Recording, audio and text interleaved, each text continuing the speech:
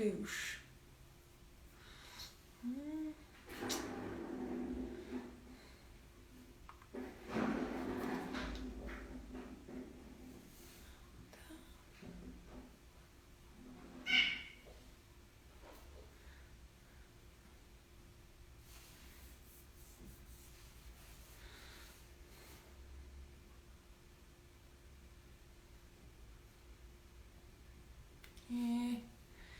Oi, Bu.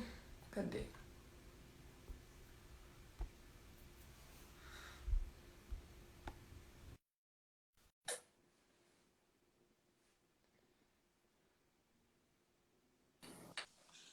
Oiê! Oi, Bru. Oi, oi. Oiê! Aê. Cadê esse povo? Ninguém entrou ainda, meu Deus. O Instagram hoje tá terrível. O Ai, engajamento tá péssimo, o alcance tá péssimo. Não sei o que que tá acontecendo, não. Parece que ele tá de pirraça com a gente. ai, bom, independente da gente conseguir pelo menos gravar isso, independente de ter ou não audiência, pra mim já tá bom, então. E Com aí, certeza será uma vitória. não, com certeza. Ainda mais a gente finalizando esse mês de visibilidade lésbica com você em grande estilo, pra mim já faz muito sentido. Oh, Me obrigada pelo grande estilo. um pouquinho de você, assim, né? Quem é a Bruna e tudo mais. Bom, eu sou Bruna Andrade, sou advogada, sou mineira, nasci no interior de Minas e Você é onde? nasci no Vale do Aço, em Patinga, Sei, eu já ouvi falar, nunca fui. onde fica ali a Uzi Minas, né? Sim. E morei a vida inteira em vários lugares, né, para estudar. E o tempo que eu mais morei foi em BH, que é onde eu resido hoje. Sim. E formei aqui, fiz mestrado, especialização, tudo aqui em Belo Horizonte. E há 2 anos e meio fundei a Bicha da Justiça, que é uma startup também, assim como um camaleão. E a gente trabalha com dois pilares muito fortes, né? Que é a educação sobre os direitos LGBTQIA+, como um todo, então educando a população LGBTQIA+, educando a população brasileira sobre os direitos LGBTQIA+, educando os advogados sobre esse mercado, né? E promovendo aí inclusão jurídica, que é conectando o público final com um advogado que é especializado aí na temática. dois Nossa, anos e e meio já. não, tanta coisa pra gente falar. A primeira é como é que você vê assim, tipo, essas questões dos direitos assim conquistados ao longo do tempo? Como é que é pra você assim? Tipo, você fez mestrado em direito Direitos LGBT humanos, direitos humanos. anos, e Proteção de direitos humanos. e aí você foi direcionando para, como nossa, lógico, você né, é do nosso vale, mas foi direcionando para essa temática assim, para trabalhar. Como é que chegou nisso? Nossa, então, essa história é bem interessante, Mayra, porque na verdade, o que que aconteceu? Eu nunca imaginei que eu fosse trabalhar com direitos humanos. Quando entrei na faculdade, isso me interessava bastante. Eu fui fazer direito justamente para poder gerar inclusão jurídica, porque eu sabia que a figura do advogado ela era indispensável para que houvesse, né, acesso à justiça e a noção de justiça. Sim. Então, eu entrei na faculdade com esse objetivo e de cara já fui sendo dissuadida, né, pelos mentores, pelos professores, porque existe uma vinculação assim, até meio óbvia dentro do senso comum de que direitos humanos está associado à defesa de bandido, né? E Sim. há 15 anos atrás, quando eu entrei na faculdade, era praticamente isso. Então, eu me formei e antes de me formar, eu já sabia que eu não queria trabalhar com isso, que eu queria trabalhar com direito empresarial. Então, fui me especializando nisso, né? Assim, ó, nos primeiros 5 anos da minha carreira, eu fui me especializando em direito, trabalhava com empresários e com políticos, né? Só num nicho muito específico. Então, era esse o meu métier de trabalho, um universo extremamente heteronormativo, um universo extremamente homofóbico, transfóbico, e o que que aconteceu? Que na verdade a descoberta da minha sexualidade aconteceu de forma tardia, porque eu me descobri lésbica mesmo há 5 anos atrás. Foi exatamente quando teve essa virada de chave de carreira. Eu estava fazendo um mestrado de Era um proteção. pouco também dos direitos que estavam sendo conquistados, né? O casamento Sim, nessa mesma época também, né? Sim, sim, com certeza. Aí o que que aconteceu? Eu estava fazendo um mestrado de Direitos Humanos, mas eu estava fazendo por conveniência. Eu escolhi por conveniência, porque eu precisava do título, porque eu dava aula em faculdade. E eu falei, bom, de tudo isso daqui, o que que me encaixa mais rápido dentro da minha jornada e que não vai me dar tanto trabalho? E aí eu escolhi Direitos Humanos. Só que quando eu entrei na faculdade, no mestrado, eu percebi que, na verdade, tudo que eu sempre quis trabalhar era a proteção dos direitos humanos. E aí Ah, coincidiu com o momento de vida que eu estava vivenciando também, né? Eu não estava feliz de estar num ambiente heteronormativo, em que eu tinha que fingir, né, a minha sexualidade, eu tinha que esconder e etc. Então eu resolvi não, na verdade, mesmo eu fui demitida de todos os meus empregos naquele ano. Porque o que que aconteceu? Eu estava numa paranoia tão grande sobre essa questão da sexualidade e de eu ter que esconder dentro do ambiente de trabalho que a minha produtividade caiu significativamente. E aí o que aconteceu é que em um ano eu perdi todos os meus empregos. Eu fui demitida da Assembleia, eu fui demitida das faculdades, enfim. E aí, daquele contexto, eu falei assim, bom, de duas, uma, ou eu faço do limão uma limonada, né? Ou então eu vou manter esse ritmo aí de trabalho dentro desse sistema muito opressor. sim. E aí foi quando eu terminei o mestrado. E aí eu falei, bom, ok, então é isso que eu quero para minha vida, vou dar uma reviravolta e vamos lá trabalhar com proteção dos direitos humanos. Isso há 5 anos atrás. Aí a primeira startup que eu lancei também tinha uma pegada de direitos humanos, chama Meu Advogado Online. Ela existe até hoje. E a proposta dela era promover a inclusão jurídica, independente, né, do público. E aí, com a primeira startup, eu fui aprendendo a modelar o negócio, mas ainda não era o público que eu queria trabalhar. Eu queria trabalhar efetivamente com a comunidade, né? Que é o que me dava tesão, que era o que eu queria, de fato, gerar transformação social. Então, o Bicha veio em janeiro de 2018, a gente lançou, e de lá para cá eu estou super full time nesse mercado e pensando soluções jurídicas para essa população e acompanhando o que está acontecendo de novidade nos últimos 10 anos. A gente teve muita novidade nos últimos 10 anos, né, Mayra? De Não, conquistas mesmo. sim. Na verdade, a gente, né, que a gente veio no alto, né, digamos assim, da, do mar, porque tinha um monte de gente ainda veio antes da gente, ralou pra caramba, Sim, né? E aí a gente sim, conquistou assim no alto, né? Assim, eu falo porque a gente tem que reconhecer que a gente teve esse privilégio, né? Um monte de gente morreu para que a gente chegasse hoje. E obrigada, né? A gente tem que agradecer também, né? Porque a gente sim. casar, pode, né, viver a nossa vida do jeito que a gente quer, né? Que não, ainda não tá o melhor, mas Não, a gente ainda está engatinhando, né? mas a gente pelo menos tem alguma coisa. E só de estar nesse papo aqui já é um baita de uma conquista, de um direito. Sim, sim, sem sombra de dúvidas. Eu falo que de 10 anos para cá, de 2010 para 2020, né? Se eu for olhar a década, a gente evoluiu significativamente na conquista de direitos. Assim, é claro que são direitos básicos, e aí, como eu falei, a gente ainda está muito distante daquilo que seria ideal e que promoveria a cidadania completa para a comunidade como um todo, mas ainda assim não podem ser negados e são fruto de anos de luta, né? É, então, você tem aí casamento, união estável, direitos de reprodução, adoção, constituição de família, o marco das pessoas trans, né? De tanto de ter programas específicos e políticas públicas que garantem o processo transexualizador, a mudança de nome, a criminalização da LGBTfobia no ano passado foi um marco significativo. A gente percebe assim uma mudança gritante na aplicação dos direitos depois desse reconhecimento. Só tem um ano de existência. Você pensar que só tem um ano que é crime ser você ofender ou segregar um LGBTQIA+, só em razão da sexualidade ou da identidade de gênero. Então, são conquistas, sim. A gente tem que agradecer a todo mundo que lutou por isso e arregaçar as mangas e ir atrás dos nossos direitos a partir de agora, né? Porque isso é uma construção, não adianta Não adianta a gente sentar a bunda na cadeira e ficar esperando que aconteça um milagre, porque isso não acontece. Sim, Direitos são reconhecidos através de muita luta. sim.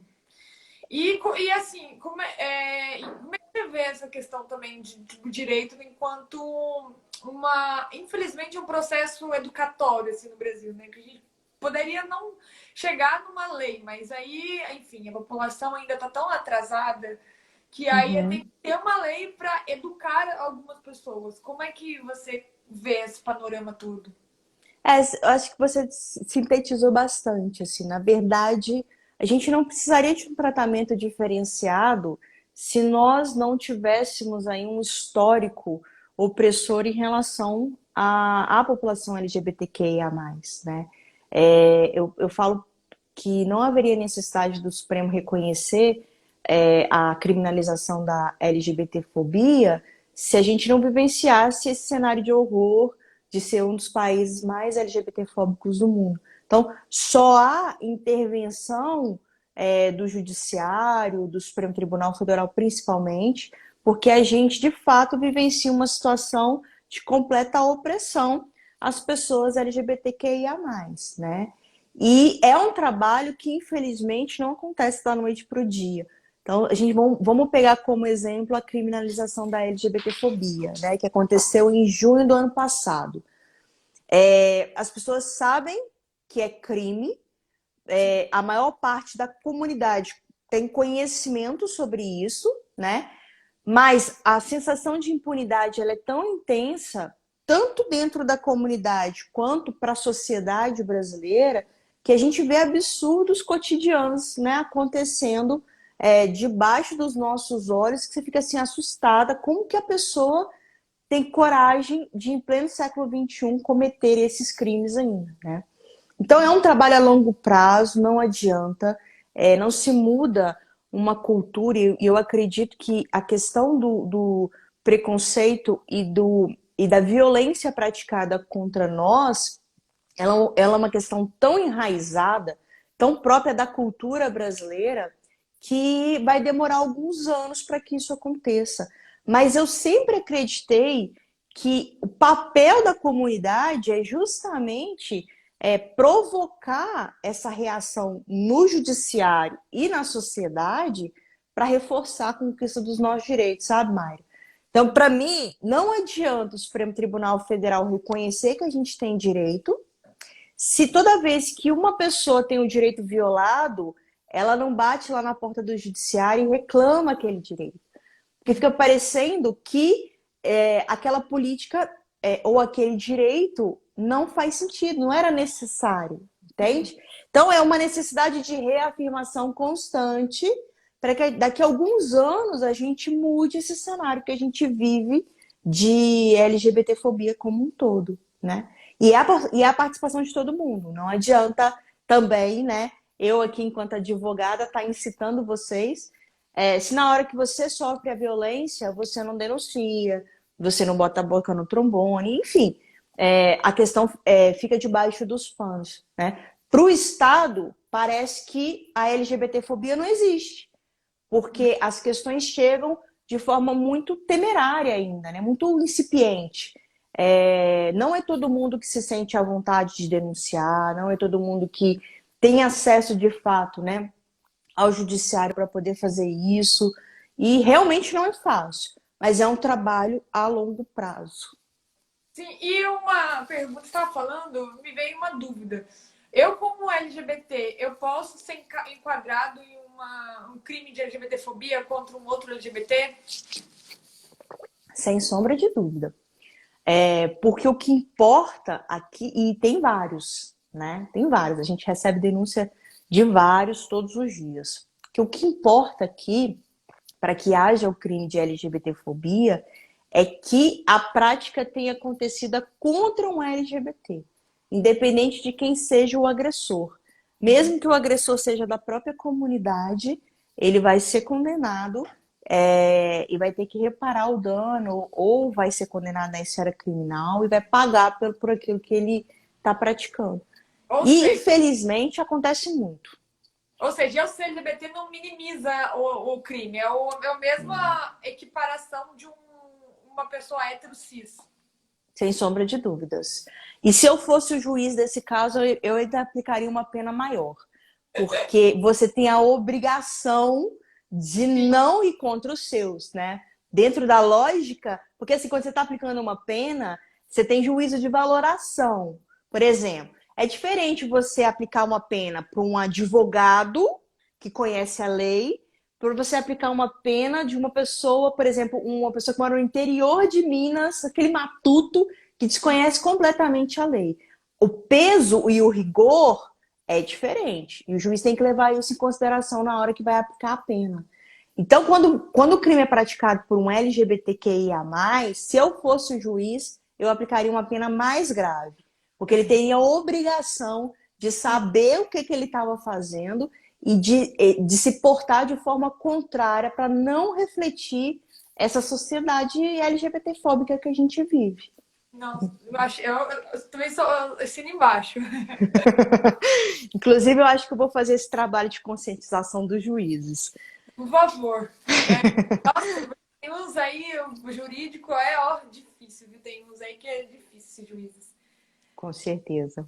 E me conta uma coisa, agora vamos partir para uma área que é um pouco que eu trabalho, Uhum, do RH, assim, por exemplo. Então, eu sou um LGBT e estou sofrendo dentro da minha empresa. Quais são os processos, os procedimentos jurídicos? Por exemplo, óbvio que a gente está falando de um cenário em que você tem como você sair dessa empresa, ou você, né, já está procurando outro emprego, você já não aguenta mais, você já decidiu uhum, minimamente uma estrutura para conseguir sair dessa empresa sem você ser autolesado, né? Tipo, você não vai sim. denunciar e precisar, precisar ainda desse trabalho.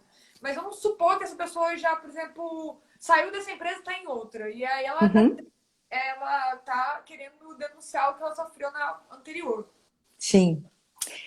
O que eu vou falar vale, inclusive, para quem ainda não tem condição de sair do emprego, porque o fato dele ainda estar no emprego é importante para a maior dificuldade que a gente tem em relação aos processos trabalhistas, que é conseguir provar que houve a LGBTfobia. Então, a gente trabalha uma perspectiva muito preventiva.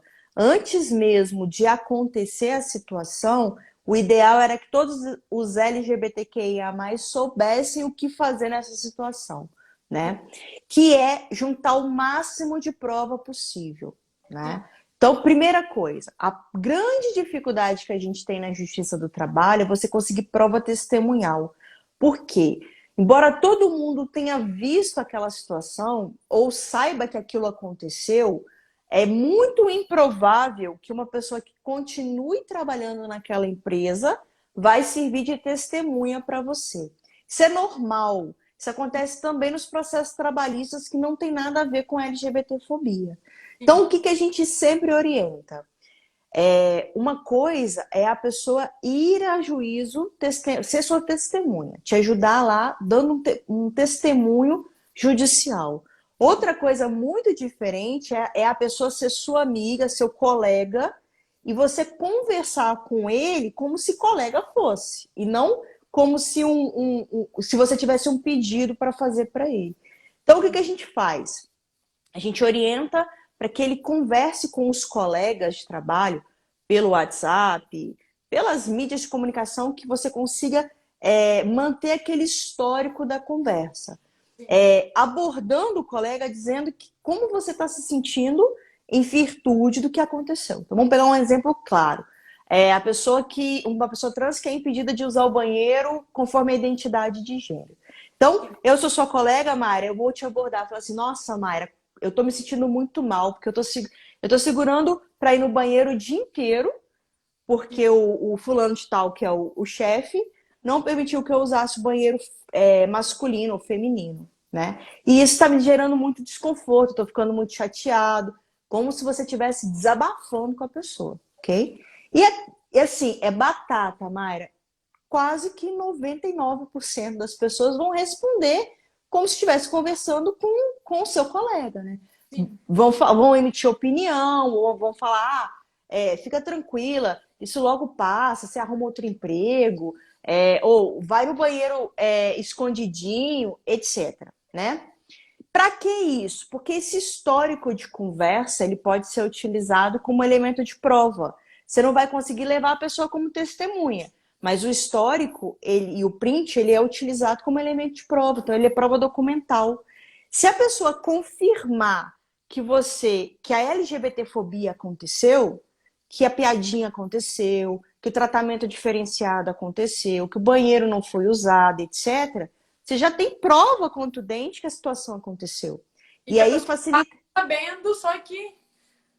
Exatamente. E quanto mais pessoas você conversa, mais provas diferentes você tem, né? Mais elementos de prova você tem. Então, acho que essa é a principal prova quando a gente está falando de ambiente de trabalho e que funciona muito bem.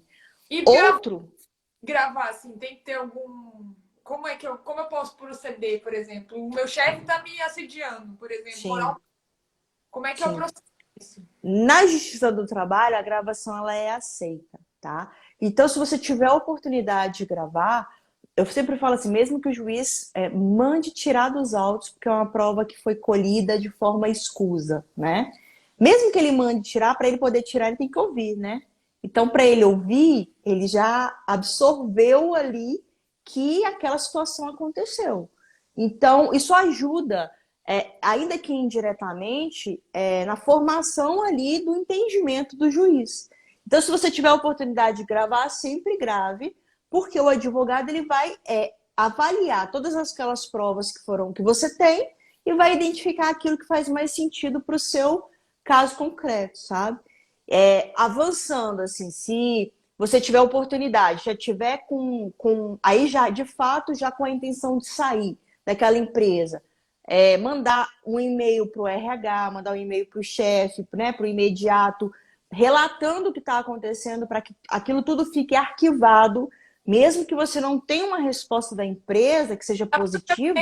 Eu também, né? Porque você manda no e-mail da empresa, depois ele deleta, você não tem. Exatamente, tem que tomar esse cuidado. Tem que fazer o backup, né? E para você conseguir ter acesso aí a esse e-mail, e aí a empresa que lute para provar que de fato aquilo não aconteceu, entende?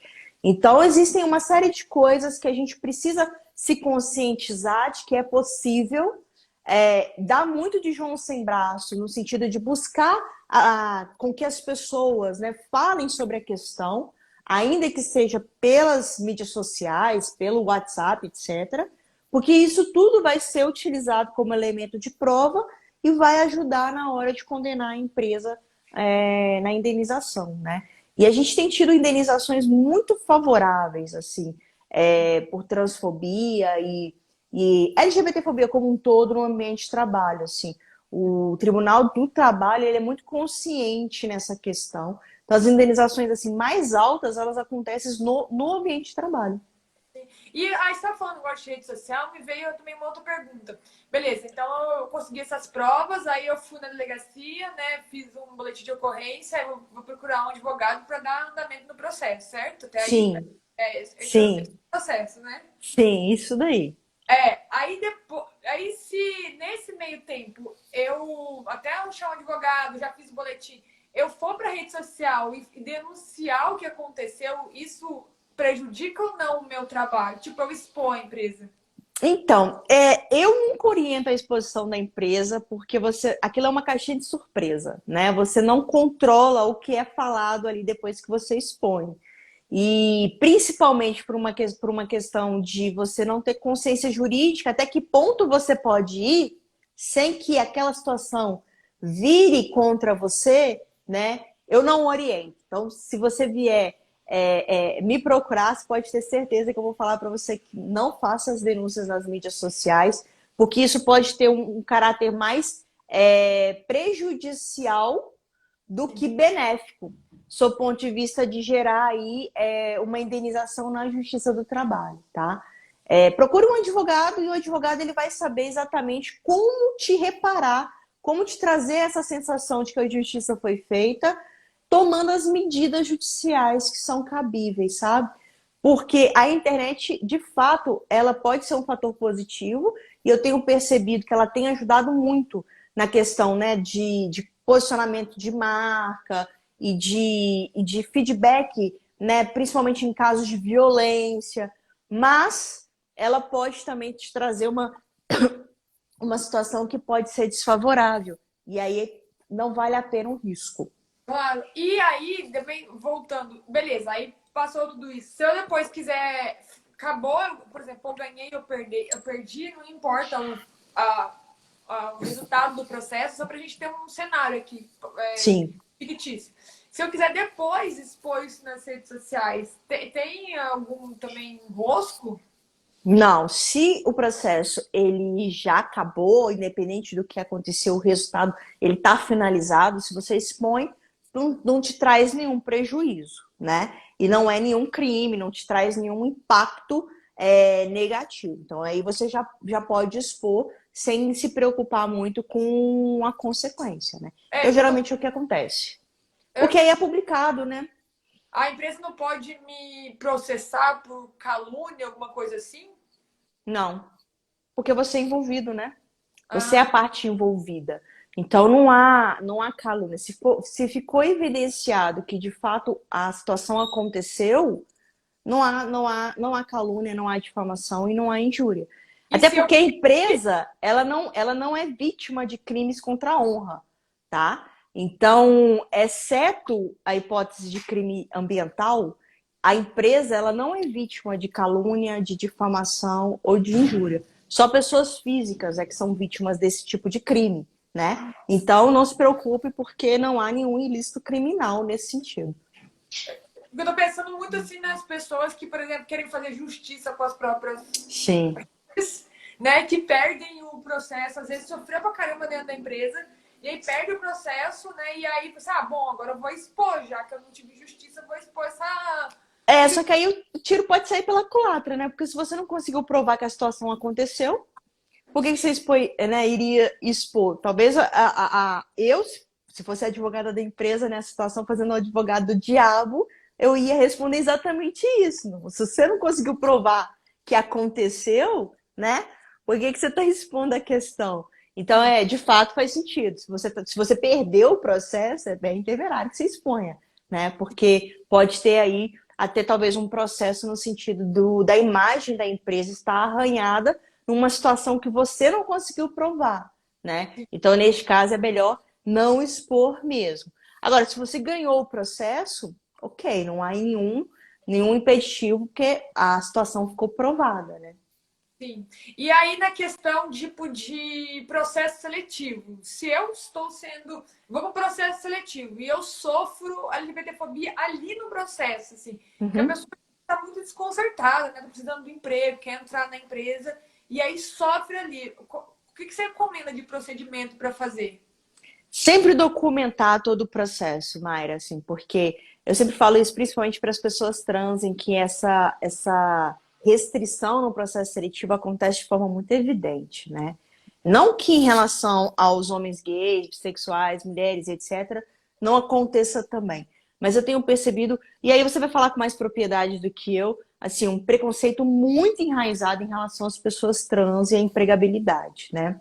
Então, o que eu oriento é documentar o processo inteiro, assim, tanto dos e-mails que são recebidos, das mensagens que são recebidas, porque o que normalmente acontece, aí falando principalmente em relação às pessoas trans, a pessoa trans ela passa pelo processo seletivo inteirinho.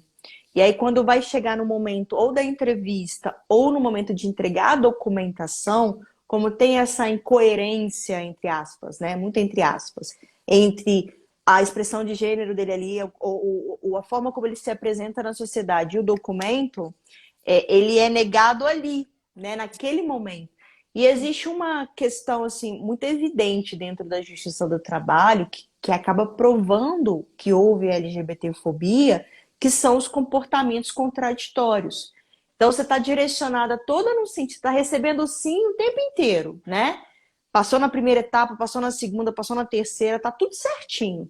Chegou na entrevista, você do nada recebe o não justamente naquele momento, né, de entrega da documentação, tem ali uma situação evidente de comportamento contraditório e que aí é que fica demonstrada a LGBTfobia. Então, se você conseguir documentar todo o processo, juntando, juntando e-mails, mensagens, etc., e até mesmo testemunhas, né, das pessoas que não passaram pelo processo também, você vai conseguir provar com mais facilidade que aquela situação aconteceu ali com você, né? Lembrando que uma pessoa que ela não é contratada pelo empregador por causa da sexualidade ou da identidade de gênero, além de gerar um efeito na justiça do trabalho, que gera indenização, também é crime de LGBTfobia. Então ela tem que sair de lá e ir na delegacia fazer a denúncia para que o crime seja apurado, porque são duas coisas distintas, né?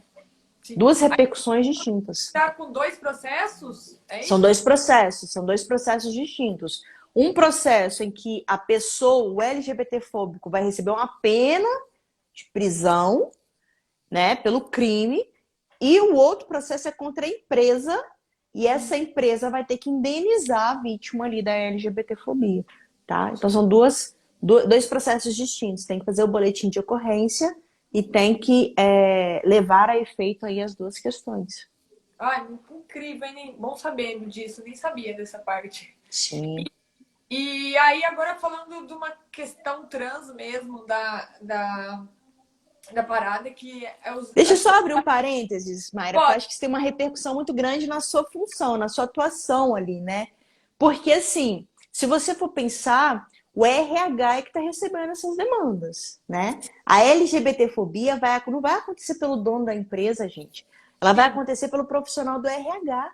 E quem vai ser responsabilizado pelo crime é o profissional do RH, não é o dono da empresa, porque foi ele que negou a contratação, né, pelo preconceito em razão da sexualidade ou da identidade de gênero. Então, isso tem uma repercussão prática no dia a dia das empresas, né, para que o RH se conscientize de que ele é o elo mais fraco dessa relação e que ele é que vai ser responsabilizado se eventualmente isso acontecer, né? Então precisa dessa conscientização. Não, sim, e é total, assim, até voltando naquela questão que a gente estava falando, é muito ruim a gente ter uma lei para conscientizar as pessoas do que elas deveriam fazer, né? Porque isso é Sim, o papel do RH de estar treinando não só a empresa, mas ele próprio, né? A se abrir, a se atualizar, tipo, já deveria ter feito. Ele trabalha com pessoas todos os dias, né? O trabalho dele é gerenciar pessoas. Então, assim, se ele não consegue também se autogerenciar os seus preconceitos, porque todo mundo tem, né? Todo mundo é sim, preconceituoso. A questão é que talvez a gente está mais consciente que a gente tem, que a gente né, tá mais cuidadoso. Mas está todo mundo tendo preconceito. Então, o RH, ele precisa agora, né? Tipo, se ele não fizer isso que você falou, é lei, né? Eu vou ali, sim, é crime, eu não vou sofrer agora mais, né? Essa é a grande sim. vantagem hoje, a gente poder pelo menos falar sobre isso e ter provas, né? Porque antes também a questão LGBT ela era muito descredibilizada. Ah, não é crime, foda-se, né? Tipo, vou fazer Exatamente. tu, né? Exatamente, né? Então, ou seja, pode tudo. Inclusive, depois do crime, as pessoas ainda acham que pode tudo, e a gente só vai mudar essa realidade a partir do momento que a gente vai penalizando as pessoas, né? Então, é esse trabalho de formiguinha. De sofreu algum tipo de LGBTfobia, tem que denunciar, tem que correr atrás dos seus direitos, porque você não está fazendo isso só por você. Você está Sim. fazendo isso para reforçar a necessidade da tutela desse direito, né? E para que a gente consiga mudar esse cenário daqui a alguns anos. É, eu sofri LGBTfobia, lesbofobia do pai de ex-namorado. Eu fui agredida fisicamente, né? Em 2006 em Minas.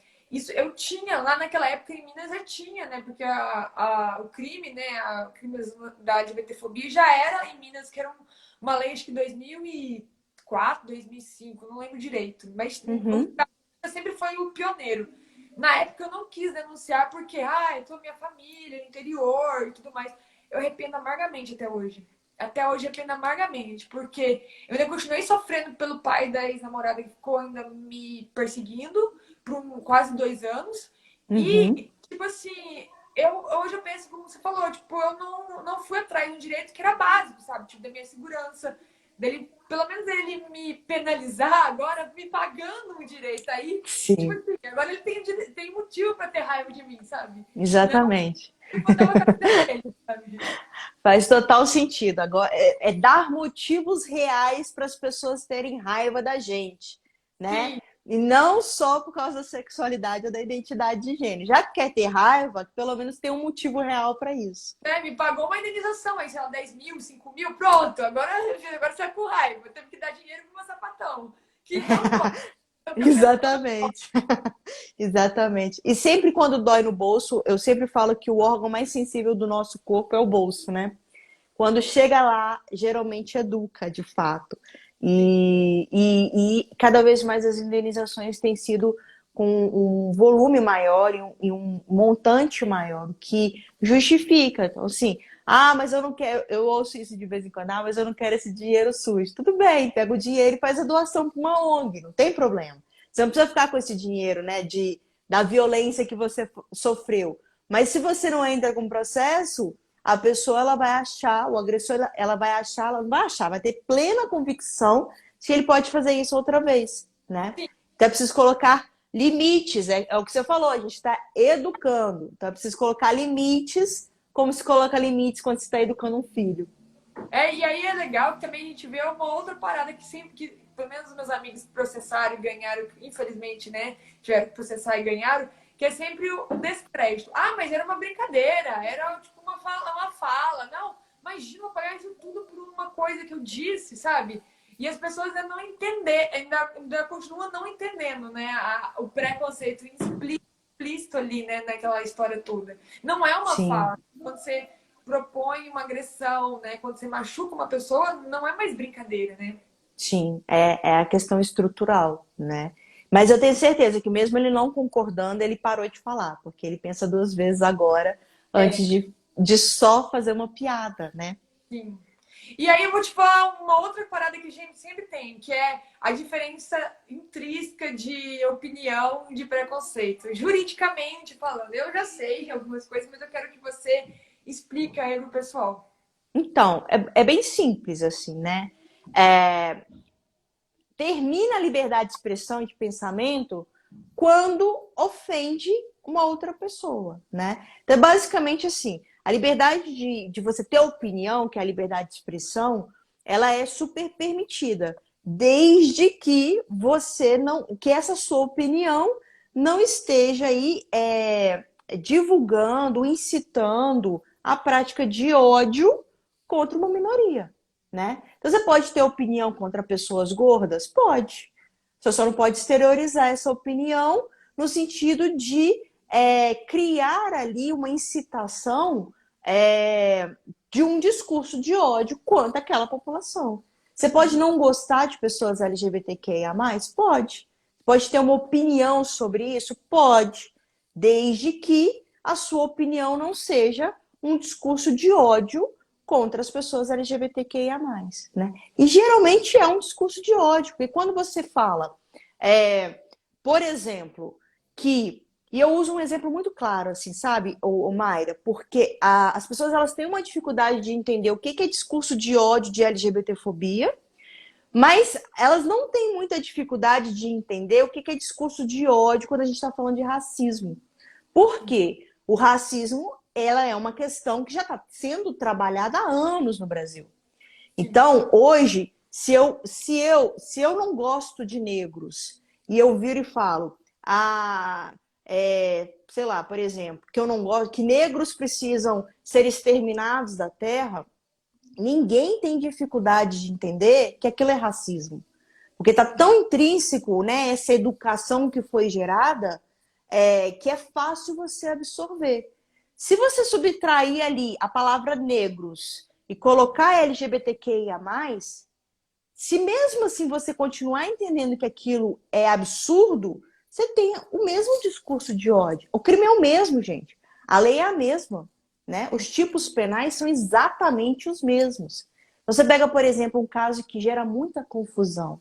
Quando você tem um discurso de ódio com pauta religiosa, né? Então a pessoa fala, Deus não criou homem e mulher, ponto. Não criou os homossexuais são uma aberração divina.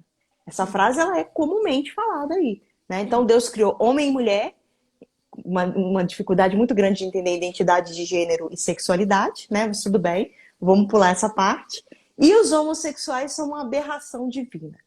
Se você substituir ali, Deus criou homem e mulher, e Deus criou pessoas brancas e pessoas negras são uma aberração divina. Você vai ter dificuldade de entender que isso é discurso de ódio, que isso é racismo?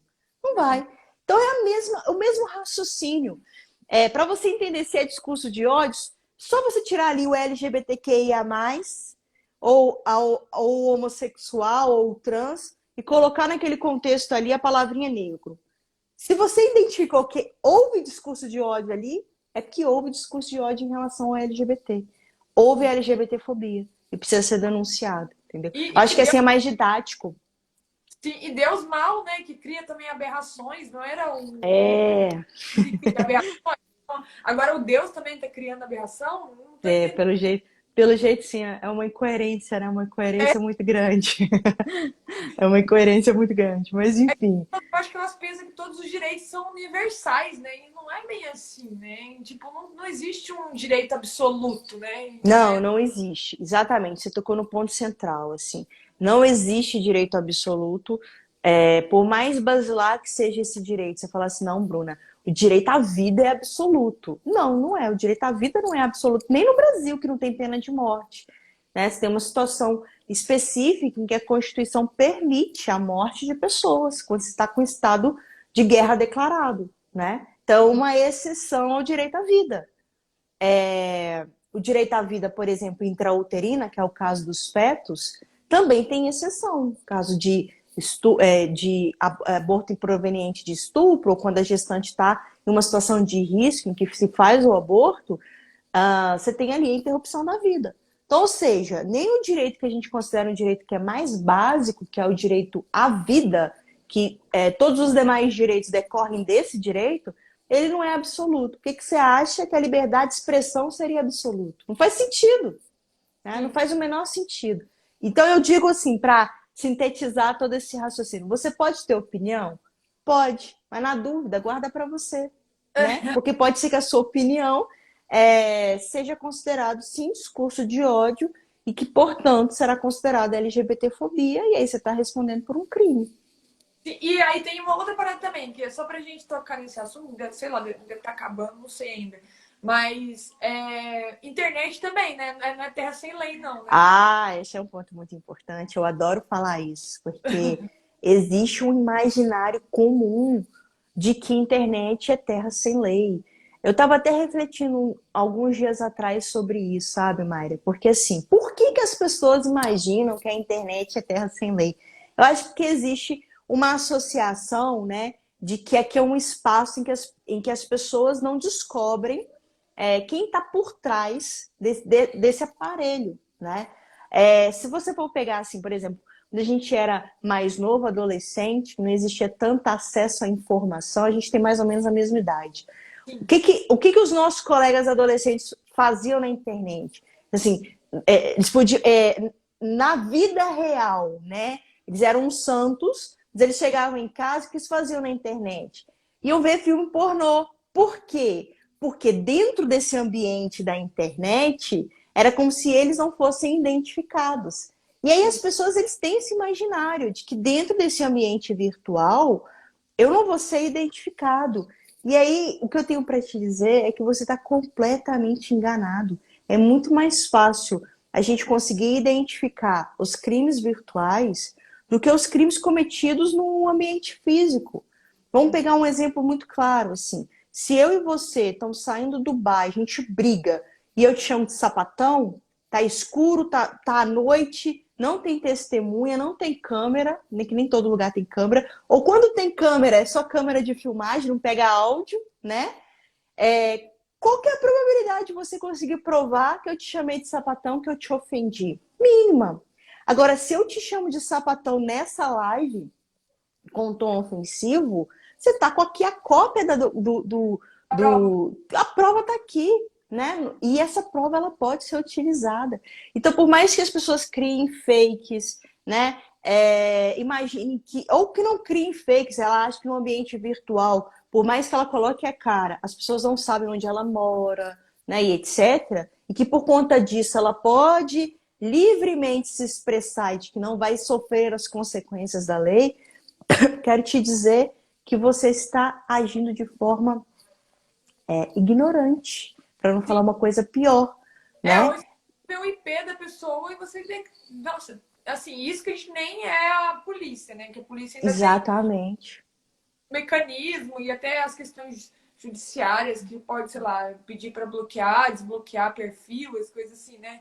A gente nem é. Exatamente. Tem vários IPs aí da Gente, se galera. você for pensar, eu até postei isso nos stories hoje, né?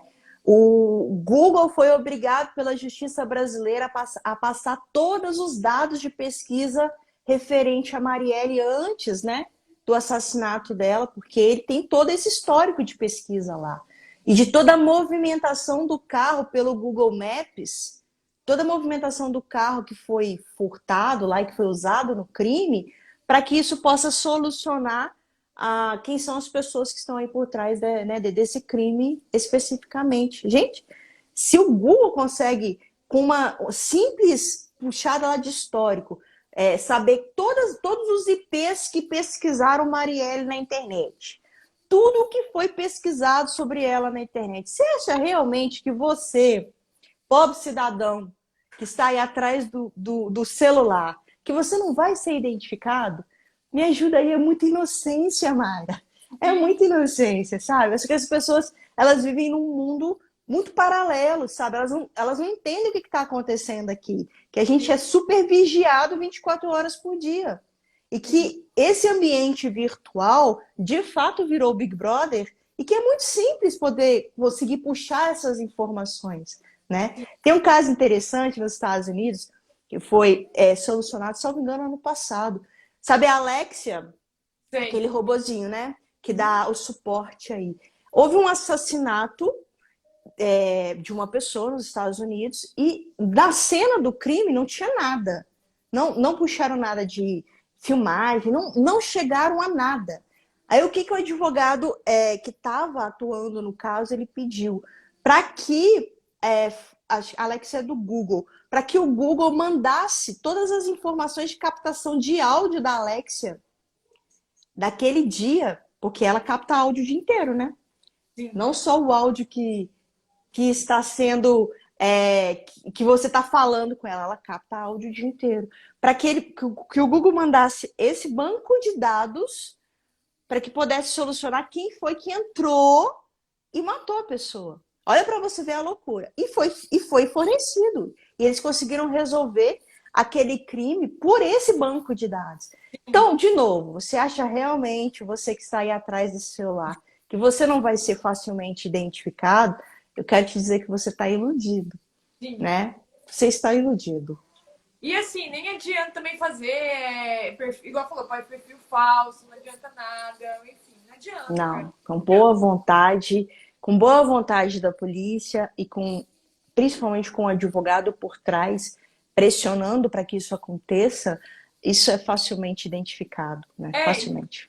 e assim, se você colocou o seu nome verdadeiro em alguma vez no seu computador, no seu celular, você pode fazer perfil falso que for, identifica rapidinho, né? Nem por janela anônima, né? Nem por Agora, janela anônima.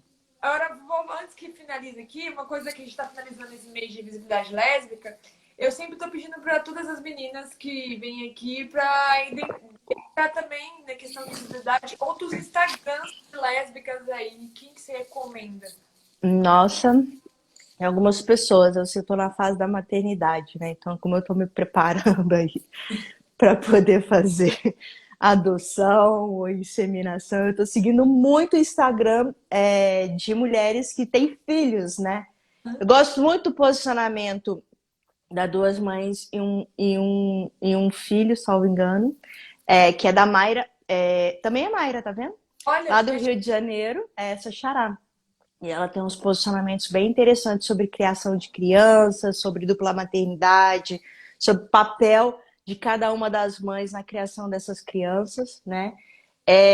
Tem uma também que é mãe de gêmeos que ela é de Brasília, que também traz essa pegada. E você tem inúmeros outros, né? Assim, você tem os posicionamentos das lésbicas políticas que eu adoro seguir. Você tem agora eu tô seguindo mais, assim, né? Principalmente as lésbicas negras. Então você tem eu esqueci como é que chama aquela historiadora famosérrima. Me ajuda, eu sou péssima. Audre Lorde? Cláudia? Ai. Cláudia? Ai, não lembro. A gente falou Enfim, tem a então, Preta Caminhão também, que também é muito legal. Então eu tenho tentado trazer um pouquinho mais dessa abertura, assim, sabe? Dos temas que são um pouco mais também relacionados com o movimento e que me ajudam a crescer enquanto pessoa, seja em relação a pessoas lésbicas trans, sim, seja em relação a pessoas lésbicas negras, né? Porque traz esse olhar diferente do nosso local de fala, que é muito sair da nossa bolha, privilegiado. sair da nossa bolha sempre. Não, É. eu deixar depois a gente conversa, deixo na descrição para quem quiser os links, eu sempre deixo para todo mundo, né? No link do podcast e do YouTube, porque eu também replico esse vídeo no YouTube. Então tá nos dois, no Instagram não dá, porque o espacinho do IGTV é uma merda. É. Mas nas outras duas plataformas tem aí as referências que a Bruna vai deixar. E aí eu queria também já contei que eu gosto muito de usar todos os tempos do Instagram. Quais são os próximos passos da bicha da justiça aí que você está planejando, né? Ai, nossa, então o bicho tem um desafio muito grande, assim, né? A gente. Primeiro porque a gente faz bootstrap, né? Não, a gente não captou investimento externo, principalmente por uma questão de ideais em comum, né? Eu, não, eu, E eu te entendo. então existe um desafio muito de escala, né? Neste momento, assim, principalmente que a gente está escalando. A gente, desde o ano passado, implementou tanto a comunidade de advogados quanto o curso de direitos LGBTQIA+. Então, a gente está na terceira turma, está lançando e crescendo a cada dia, aproveitando e aprendendo mais, né, sobre esse universo. Agora a gente está entrando de forma mais contundente com a advocacia corporativa, né, auxiliando aí as empresas sobre esses riscos jurídicos e o RH sobre esses riscos jurídicos. E a gente quer até o ano que vem estar presente em pelo menos todas as capitais brasileiras. A gente ainda falta o norte e o centro-oeste. Então é um projeto de expansão para que haja pelo menos um advogado bicha da justiça nas capitais para dar esse suporte local. E a gente tem uma previsão aí de nos próximos anos conseguir escalar para fora do país, porque o problema da LGBTfobia é um problema mundial, né? Então, a gente quer aí começar com a América Latina, depois ir para a Europa, e o céu é um limite. Então, vamos ver como é que vai funcionar, se eu não vou enlouquecer no meio do caminho, porque Ah, você sabe muito bem que empreender ok. nesse país é loucura. Empreendedorismo social, então, é loucura dobrada, mas a gente está bem esperançoso, assim, tanto eu quanto Flávia, que é quem está à frente, né? Minha esposa, que é quem está à frente no dia a dia. A gente está muito esperançosas de que isso aconteça dentro de 3 anos. A gente está com esse projeto de internacionalização. Então vamos ver se vai funcionar. Espero que Não, sim. já funcionou. É sempre um desafio, mas é muito bom, assim. Eu acho que o legal do empreendedorismo é não ter essa linha reta, sabe? Porque a gente É, aprende tanta coisa e a gente se molda tanto. E eu nem consigo muito prever o que vai ser o futuro, porque tanta coisa pode acontecer, né? Tipo, a gente planeja uma coisa, vai para outra. É igual agora, pandemia, né? Eu tinha previsto outras coisas e a pandemia veio e fez a gente ressignificar tudo, né? Porque a gente sim, vai para onde a banda toca, né? Então é bem desafiador, exatamente. muito gostoso, né? Com certeza, assim, é exatamente isso, onde a banda toca e mudando o tempo inteiro. Então, vendo aí onde que também, né, a gente consegue gerar valor e gerar resultado para as pessoas. Então é isso. Assim, eu estou muito feliz com o resultado que a gente conseguiu até aqui, com 2 anos e meio de startup. E, de fato, eu falo assim, o investimento que a gente fez foi muito pequeno, porque o dinheiro acabou no meu advogado online, então não tinha mais dinheiro para poder investir. E com o que a gente investiu, o resultado que a gente tem, assim, é motivo de, para nós dois, é motivo de muito orgulho. E a gente faz o que a gente gosta, sabe? A gente, de fato, se entregou ao projeto e acredita muito nele. E a gente pensa isso 24 horas por dia. 24 não, 14 horas por dia. As outras a gente vive, né? É.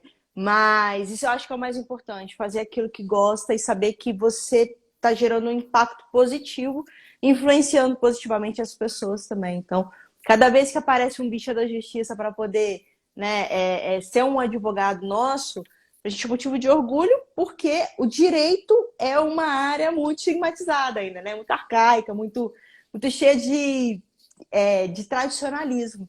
Então, romper essa bolha é de fato um motivo de muito orgulho para a gente. A gente está muito satisfeita. O que eu acho muito legal também é que essa questão, né, do empreendedorismo e tudo mais, cara, você conseguir pagar os seus boletos com, sei lá, uma coisa que você gosta de fazer e que você nem parece que tá trabalhando, entendeu? É incrível, assim, tipo, eu, às vezes, assim, não é verdade, assim, sabe? Tipo, eu consegui Sim, pagar o aluguel, consegui dar uma coisa pros gatos pra mim, porque, enfim, é outra sensação, sabe? Você tava tão feliz em outros lugares que quando você tá tão feliz agora, parece que, é. às vezes, pra mim, eu acordo com assim, hoje era sonho, né? Não, agora É. acabou. É. Eu falo assim, por exemplo, para mim houve uma redenção de alma, porque eu advogava para político, então, então não tenho o que falar, né? Não tenho o que dizer.